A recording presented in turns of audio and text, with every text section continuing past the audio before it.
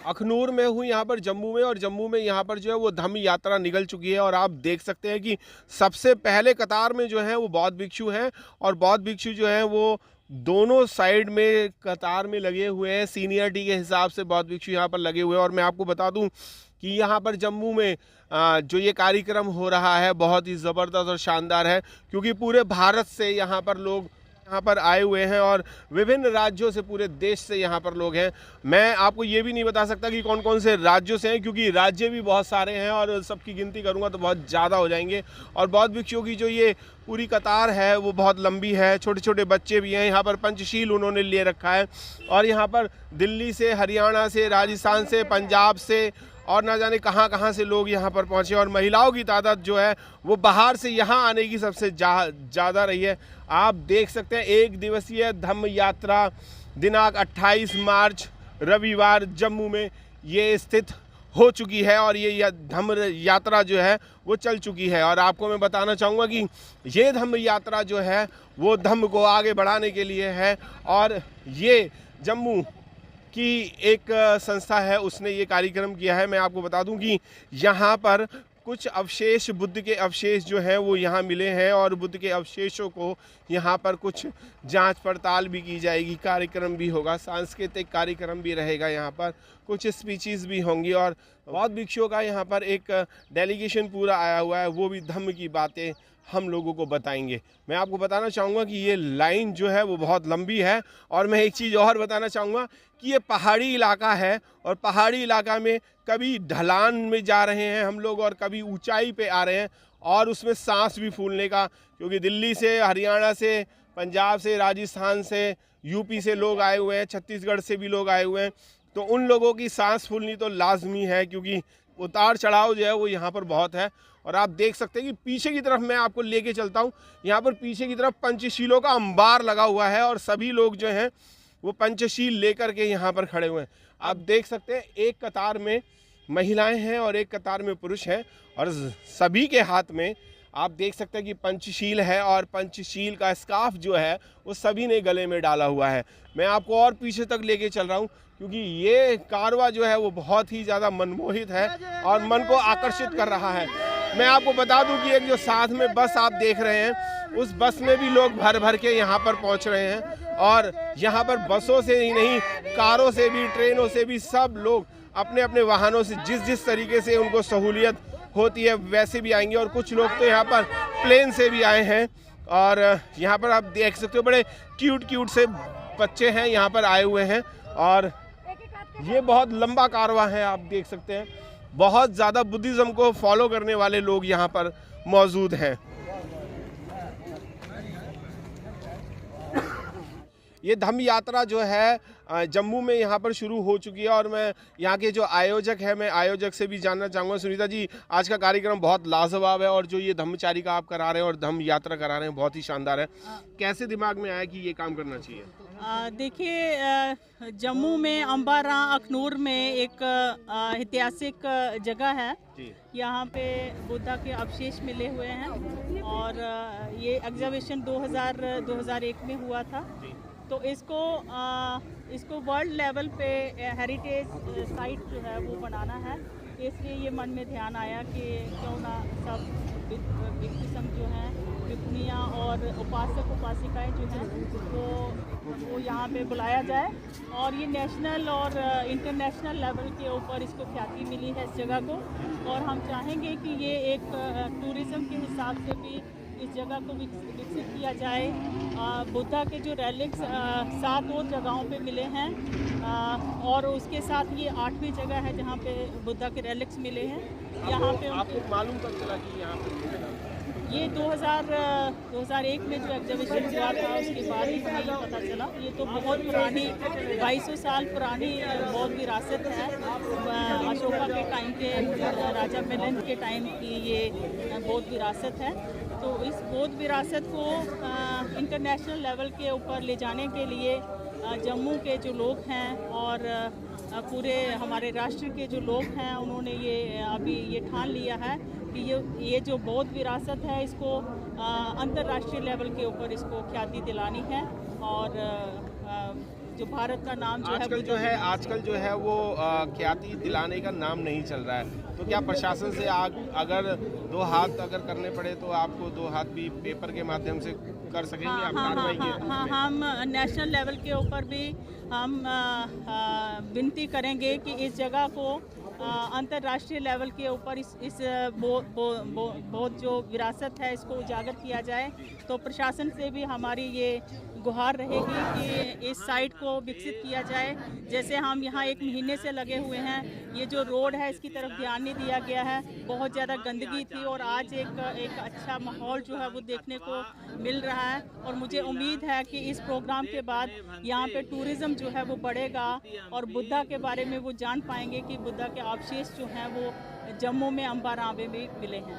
बिल्कुल, अंबारावे में ये अवशेष मिले हैं और सुनीता जी ने बताया कि 2001 में ये अवशेष मिले थे और ये पर्यटकों के लिए बहुत बढ़िया स्थल हो सकता है अगर गवर्नमेंट चाहे तो। और पर्यटकों से जो आमदनी होती है वो बहुत ही ज़बरदस्त तरीके से होती है और देश को आगे बढ़ाने के लिए वो रेवेन्यू जो है वो काम भी आता है। और मैं आपको बता दूँ यहाँ पर ये पूरा इलाका जो है वो पहाड़ी इलाका है और इस पहाड़ी इलाके में ये जो अवशेष मिले हैं उसी की तरफ ये धम्म यात्रा चल रही है।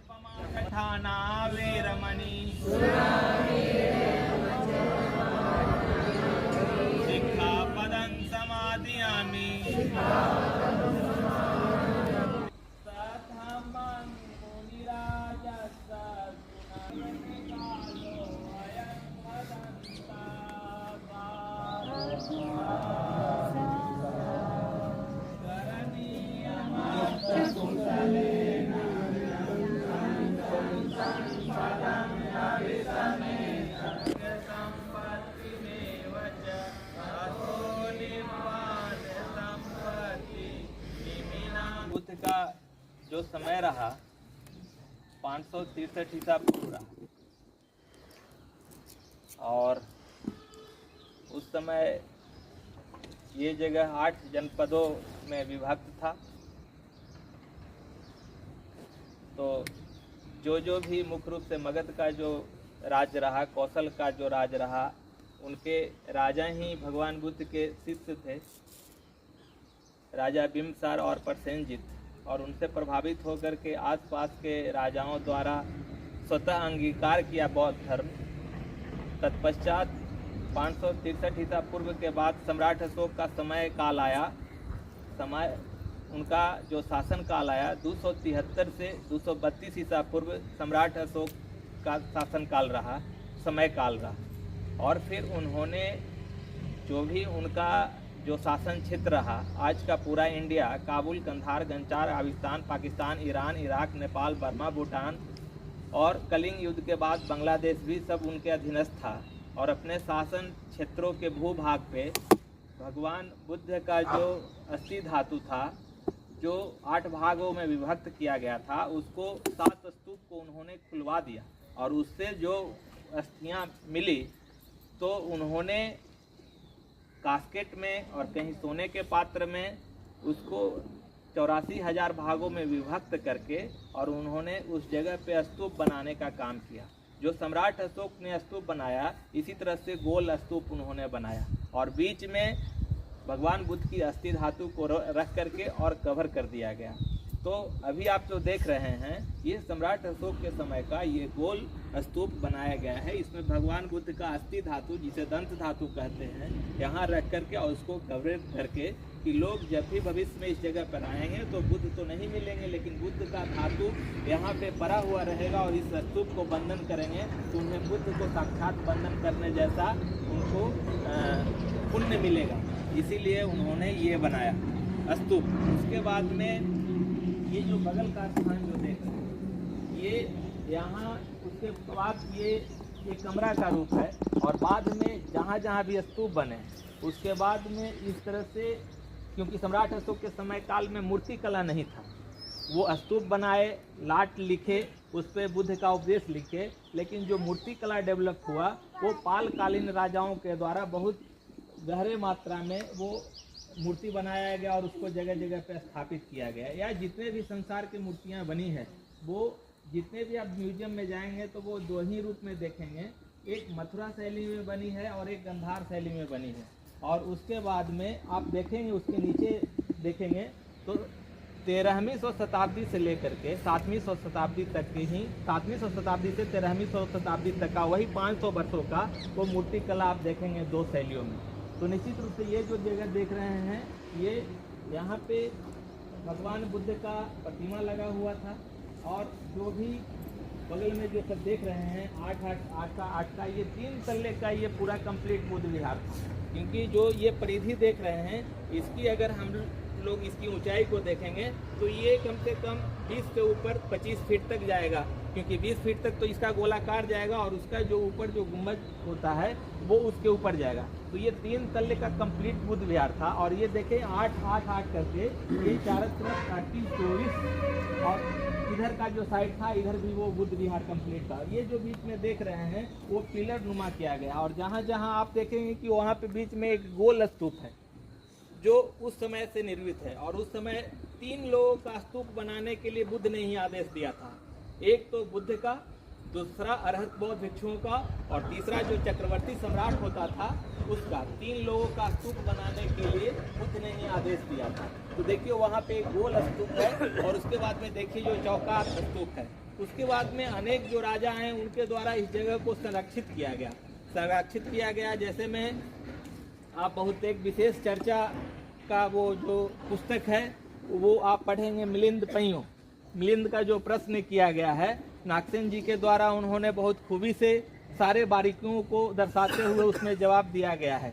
जो लोग पढ़े हैं क्या उसमें गहराई है वो सब लोग उसकी खूबी को जानते हैं। और उसके बाद में पालकालीन राजाओं के द्वारा भी यहाँ संरक्षित किया गया है समय समय पर। तो तब से लेके अब तक जितने भी बौद्ध अनुयायी संरक्षित रहे सभी के द्वारा कुछ न कुछ यहाँ काम किया गया है। और ये कालांतर में ये जगह जो ये बगल में देख रहे हैं जितने भी सभ्यता पूर्व में निर्मित हुए थे वो नदी के किनारे ही निर्मित हुए थे। क्योंकि उस समय संसाधन जो था बिल्कुल नाव था और नाव जहाँ आने जाने का वही साधन था और उसी के किनारे काफ़ी सभ्यताएं विकसित हुआ था। इसीलिए मगध का जो राजधानी है राजगृह होते हुए भी उसको पाटलिपुत्रा पटना स्थित किया गया था। क्योंकि पाटलिपुत्रा एक छोटा सा गांव था, पाटली ग्राम उसको बोलते थे। पाटली मतलब होता है ये गुलाब और पुत्र मतलब होता है आप जानते ही हैं बेटा, ठीक है। तो इसीलिए उस जगह पे शिफ्ट किया गया था क्योंकि वो नदी के किनारे बसा हुआ था। तो पूर्व समय में जितने भी सभ्यता विकसित हुआ है वो नदी के किनारे ही विकसित हुआ था। मान के चलिए यही मेन रोड था। तो इस तरह से आपने यहाँ के बारे में जाना। और यहाँ सब बौद्ध भिक्षुओं का साधना का अध्ययन का ये केंद्र रहा। जो आप बगल में देख रहे हैं वो निर्मित, यहाँ जो आप ईंटें देख रहे हैं कुछ तो उस समय का है, कुछ जो खुदाई हुआ आर्कोलॉजिकल डिपार्टमेंट ऑफ इंडिया की तरफ से उसके द्वारा भी व्यवस्थित किया गया है। उसकी पहचान क्या है, उस समय 2-3 चीज़ों से ये बनाया जाता था, उसकी बारीकियों को आप जान सकते हैं। जो हम लोग चावल खाते हैं उसमें जो भूसी निकलता है उसको मसाला बना करके उसमें गुड़ मिलाया जाता था। गुड़ मिला करके उसका पेस्ट तैयार कर लिया जाता था। अगर मुझे लाल चाहिए तो लाल सुर्खी चूना मिलाया जाता था और वाइट सीमेंट चाहिए तो वाइट सुर्खी चूना मिला करके उसको जोड़ने का काम किया जाता था। जो जोड़ने का काम किया जाता था, जो ईंट होते थे वो बिल्कुल सूत में होते थे और ज़्यादा गैपिंग नहीं होता है। जैसे आजकल जो मसाला दिया जाता है देखिएगा 1/2 इंची दिया जाता है, 1 इंची भी दिया जाता है। लेकिन पहले बिल्कुल सूत में जोड़ा जाता था कि अगर मसाला का आयु खत्म भी हो गया तो ईंट एक दूसरे के सहारे वो स्थित रहे। और इसीलिए हजारों हजार साल के बाद भी वो सारे ईंट आज भी ये अस्तित्व में है। उसको प्लास्टर करने के लिए नींबू यूज किया जाता था और उसके ऊपर उसी तरह से रेड चाहिए तो रेड सुर्खी चूना उस मसाला में मिला करके यूज किया जाता था, वाइट चाहिए तो वाइट सुर्खी चूना। तो ये जो देख रहे हैं कंप्लीट बुद्ध विहार है जहाँ यहाँ बौद्ध भिक्षु रहा करते थे, ध्यान साधना किया करते थे। ये सारे जो देख रहे हैं सारे कमरे हैं। और निश्चित रूप से इस क्षेत्र का जो इलाका था बौद्धमय रहा और यहाँ उपासक आते थे, श्रद्धा से बौद्ध भिक्षुओं को दान देते थे, धर्म प्रवचन सुनते थे और ये बहुत बड़ा एक केंद्र था इस क्षेत्र का।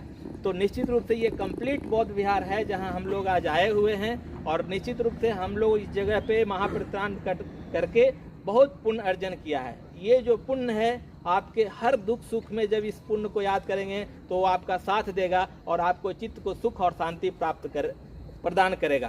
तो आगे का जो कार्यक्रम है उसके अनुसार हम लोग आगे की प्रस्थान करेंगे और इसी तरह से हम लोग उकरू बैठ करके 3 बार पुनः इस स्तूप को वंदन करेंगे, क्योंकि यहाँ साक्षात बुद्ध का दंत धातु के रूप में स्तूप है और बुद्ध साक्षात हमारे सामने हैं। ठीक है, तो हम लोग 3 बार वंदन करेंगे, बोलेंगे बुद्धंग नमामि, धम्मंग नमामि और संघम नमामि। तत्पश्चात उपासक लोग बैठे रहेंगे और बौद्ध भिक्षु लोग पुनः जाएंगे पंडाल के कार्यक्रम में। ठीक है, धन्यवाद।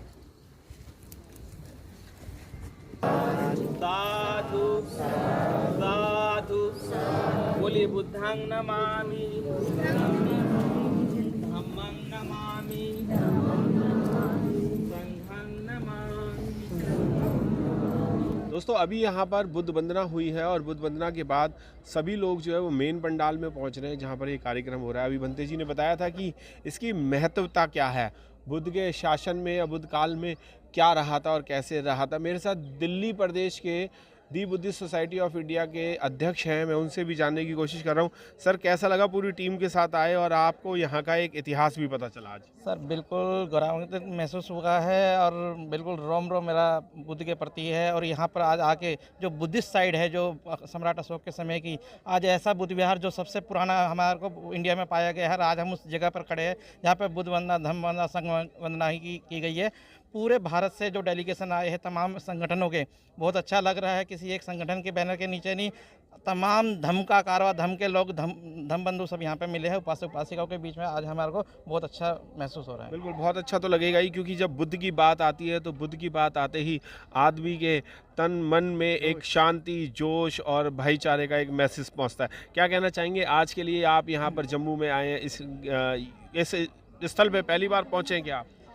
सर मैं पहली बारी यहाँ जम्मू आया हूँ और ये जो अखनूर जो जगह है जहाँ अम्बारन में आज जो है हमारे पूजनीय भिक्खु संघ के द्वारा हम सब लोगों को त्रिशरण पंचशील दिया गया और मंगल कामनाएं की गई और यहाँ के इतिहास के विषय में पूरा बताया गया कि सम्राट अशोक के समय और महाराजा कुषाण के समय पे ये बौद्ध यहाँ निर्माण हुआ था बुद्ध विहार का। और पीछे जो आप स्तूप देख रहे हैं जिसको हमने नमन किया, ये यहाँ भगवान बुद्ध की जो अस्थि हैं या उनके शरीर का जो पार्ट है वो यहाँ रखा है। तो ये बहुत ही बौद्ध अनुयायियों के लिए एक पवित्र और बहुत ही अनमोल जगह है और यहाँ आके मुझे बहुत ही एक आनंद की अनुभूति हो रही है। और इस कार्यक्रम के जो आयोजक हैं जिसमें सुनीता जी हैं और जो यहाँ की जो रविदास कमेटी भी है, उन्होंने पूरे देश के लोगों को बुलाया, तो मैं उनके लिए भी बहुत बहुत साधुवाद दूंगा। और जितने भी देश से लोग आए हैं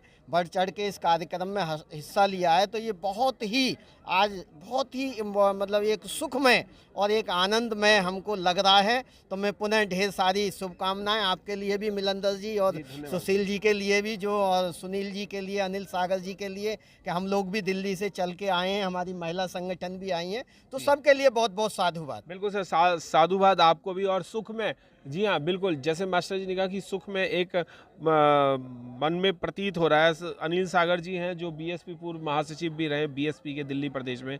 क्या महसूस हो रहा है आज यहाँ पर आकर के कि बुद्ध जो हैं वो हर पृथ्वी के एक एक कण में हमें दिखाई दे रहे हैं, मौजूद हैं और उनके सबूत भी मिल रहे हैं हमें? जी, सभी को सबसे पहले जय भीम नमो बुद्धाय। आज जम्मू में हम लोग यहाँ पर आए हैं जी, और सभी भिक्षुगण भी यहाँ पर मौजूद थे और बड़ा ही ये स्थल है, ऐतिहासिक स्थल है जो लुप्त था हम दिल्ली वालों के लिए। अभी जिस तरीके से भंते जी ने बताया कि सम्राट अशोक के समय में जो 84,000 जो स्तूप बनाए गए थे पूरे देश के अंदर, उसमें से एक स्तूप यहाँ भी है जिसको बौद्ध विहार का रूप दिया गया था जी, जहाँ भगवान बुद्ध की जो अस्थियाँ थीं, अस्थियों को 84,000 भागों में बांटा गया था। और बांटने के बाद फिर यहाँ भी उसमें से एक अंश जो था बुद्ध का, उस इस अंश को अस्थि के रूप में यहाँ भी स्थापित किया गया था। जी जी जी। तो ये तो बड़ी खुशी की बात है कि पूरे देश के अंदर जहाँ मानवतावादी विचारधारा की बात की जाती है, बौद्ध धर्म की बात की जाती है, वहाँ पर ऐसे ऐसे अवशेष मिलना और यहाँ पर मतलब ऐसे ऐसे स्थापित चीज़ें मिलना दर्शाता है कि चीज़ें कि पहले जो देश था वो बौद्ध में था, मतलब शासन ही बौद्धों का शासन था इस देश के अंदर। और बड़ी शर्म की बात यह है कि यहाँ पर हमारे लोग, मतलब हमें भी, दिल्ली वालों को भी और पूरे देश के लोगों को, मतलब ये चीज़ें लुप्त थी, हमें मालूम ही नहीं था कि यहाँ पर हमारा भी एक स्थल है। और मैं तो यही निवेदन करना चाहूँगा लोगों से कि यहाँ पर भारी से भारी संख्या में आएँ और सरकार से निवेदन करें और मांग करें कि यहाँ पर फिर से बौद्ध ऐतिहासिक जो बौद्ध स्थल है, बौद्ध विहार का जो रूप यहाँ पहले दिया गया था, जो सम्राट अशोक ने स्थापित जो किया था, बनाया था, उसको फिर उसी आकार में इसको दिया जाए। ये हमारी मांग है, सरकार से ही मांग है और यहाँ जो बौद्ध अनुयायी हैं उनकी भी यही मांग है।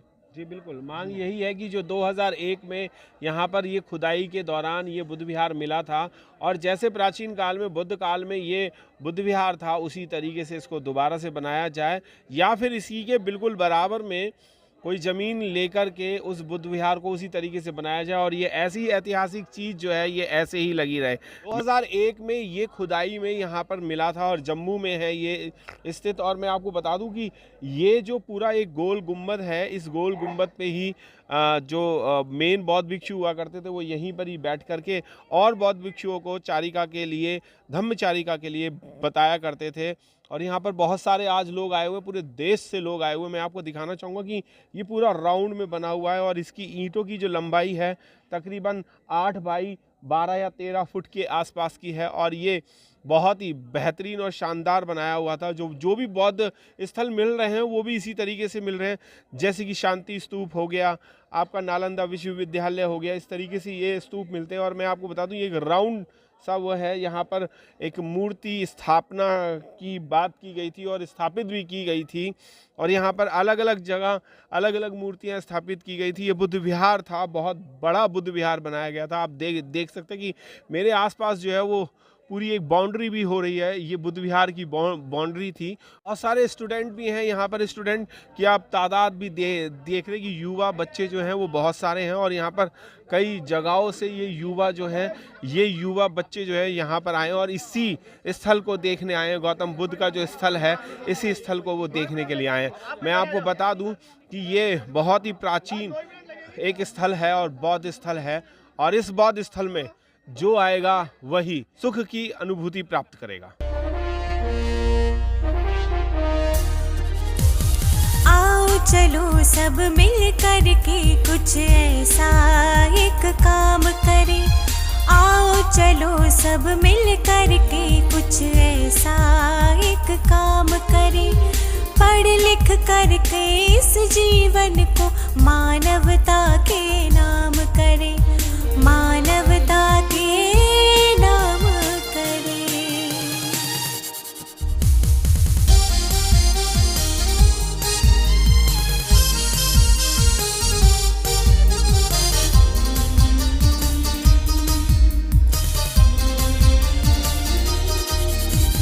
मानवता है सबसे ऊपर, बुद्ध ने हमको बतलाया। मानवता है सबसे ऊपर, बुद्ध ने हमको बतलाया। पंचशील का पालन करना भी इस दुनिया को सिखलाया।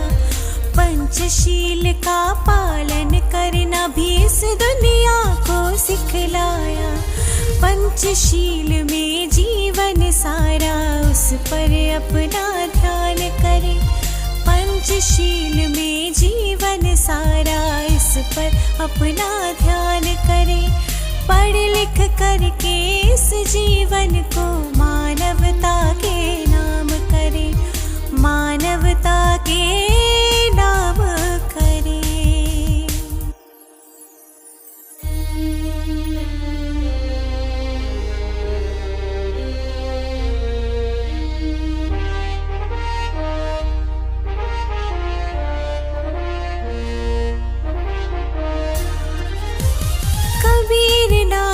हुए तर्कशील और रविदास से बहु ज्ञानी। कबीर नानक हुए तर्कशील और रविदास से बहु ज्ञानी। जो जान ले इन लोगों को होगा सबसे विज्ञानी। जो जान ले इन लोगों को होगा सबसे विज्ञानी। आडंबर और पाखंडों का मिल करके संहार करे। आडंबर और पाखंडों का मिल करके संहार करे। पढ़ लिख करके इस जीवन को मानवता के नाम करे, मानवता के नाम करें।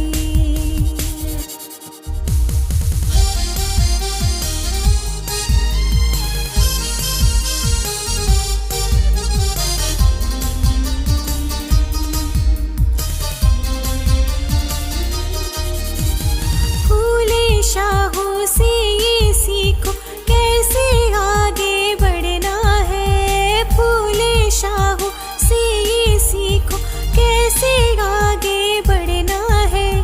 अधिकारों की खातिर हमको दुनिया से भी लड़ना है और ऊंच नीच और भेदभाव को पैरों तले कुचलना है। समता रोजगार समाज का मिल कर के उद्धार करे। समता रोजगार समाज का मिल कर के उद्धार करे। पढ़ लिख कर के इस जीवन को मानवता के नाम करे। मानवता के नाम करे।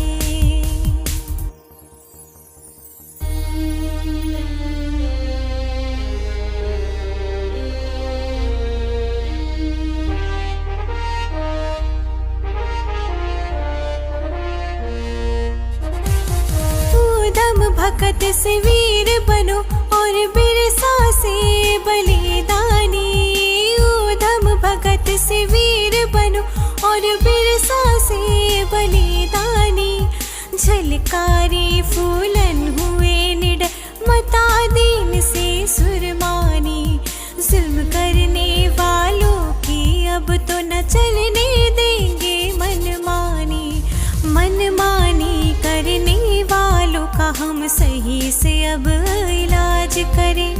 मनमानी करने वालों का हम सही से अब इलाज करें। पढ़ लिख करके इस जीवन को मानवता के नाम करें। मानवता के नाम करें।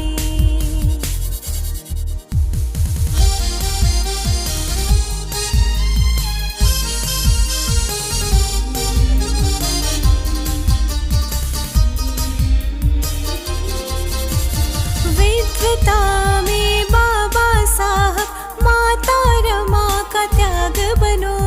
विद्वता में बाबा साहब माता रमा का त्याग बनो। काशी राम सा बन कर नेता दीना का तुम राग बनो। काशी राम सा बन कर नेता दीना का तुम राग बनो। शिक्षा संगठन संघर्ष का खुल कर हम प्रचार करें। शिक्षा संगठन संघर्ष का खुल कर हम प्रचार करें। पढ़ लिख करके इस जीवन को मानवता के नाम करें। मानवता के नाम करें।